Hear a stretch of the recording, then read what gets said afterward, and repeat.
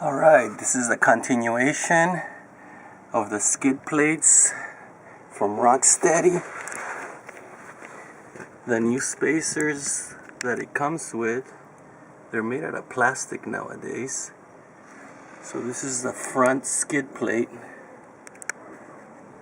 and now I'm installing the skid plate that goes behind that, and it looks like you have to remove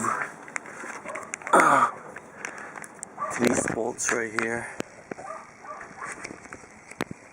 They have to come out so that the skid plate can go bolted in that same spot.